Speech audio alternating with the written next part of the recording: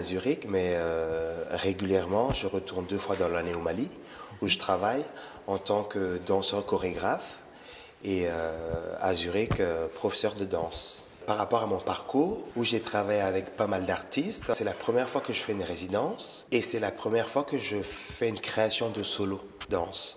Parce que j'ai toujours travaillé en fait faisant des chorégraphies, des spectacles pour des commandes ou d'autres personnes. Et c'est l'une des premières fois où je suis seul sur scène, où j'ai créé ce spectacle-là. J'ai nommé ce spectacle-là le boubou, par rapport à le boubou, c'est un habit qu'on porte, mais en portant quelque chose, on a à l'intérieur d'autres choses. Et qu'il y a des thèmes aussi qui sont très importants pour moi par rapport à tout ce qui se passe au Mali maintenant, à travers le monde. C'est un honneur et un privilège de participer, en fait, d'échanger avec ce public-là ici à Ranc, où ça sera en fait des jeunes, des moins jeunes.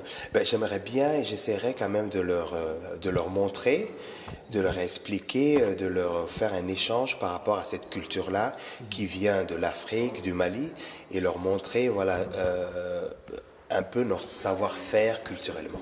De rencontrer des gens, de partager, de montrer mon art et en même temps je ne montre pas simplement Sékou sur scène parce qu'il y a beaucoup d'artistes qui ont travaillé dans ce projet-là et pour moi c'est genre un rayon de soleil que j'amène ici et que je partage avec les gens d'ici. Je suis pas musicien, mais en même temps je pense que j'ai un tout petit peu l'oreille musicale. Parce qu'il y a un truc en fait par rapport justement aux percus sénégalais. En général, j'ai remarqué les percussionnistes, pas tous, sénégalais, ils savent danser. On travaille beaucoup sur partition pour après, quand on est à l'orchestre, paf, on nous donne des partitions, on déchiffre et on est plus des lecteurs. Et avec l'ensemble afro-cubain, on travaille plus sur l'oreille et on fait tout comme sur la tradition orale, quoi. Ça a changé un tout petit peu maintenant au Mali, mais par exemple, si vraiment musicien, c'est que tu viens d'une famille de musiciens. Ton père, il est déjà peut-être batteur, guitariste, il ne te donne pas une partition de lire, tu es là toujours avec lui.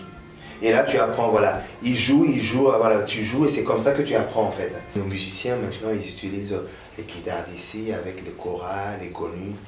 Vous connaissez un peu tous les instruments Un petit peu. Vous avez déjà vu le kora? Non. Peut-être, mais je m'en rappelle pas. Oui. C'est un honneur pour nous déjà de pouvoir partager ce moment avec notre cher et tendre ami malien. Alors, ce qui est intéressant pour les jeunes filles, c'est-à-dire qu'elles vont découvrir une autre façon de bouger sur d'autres supports musicaux qu'elles n'ont pas l'habitude, à savoir des percussions, toutes sortes de percussions, alors que nous on est plutôt branchés, j'allais dire, sur des musiques type actuelles. Alors ça va leur permettre de pouvoir s'exprimer différemment, de pouvoir se mouvoir d'une autre façon, surtout c'est de pouvoir partager un moment qui est unique. Le percussionniste de toute façon normalement c'est pas le percu qui a un genre de son, ça peut arriver, c'est lui qui te suit en fait. Il peut te suivre, c'est-à-dire que la façon dont tu bouges, et à ce moment-là, il te fait des appels.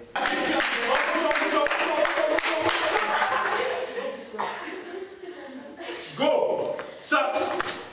Ça va. Il va, il revient et...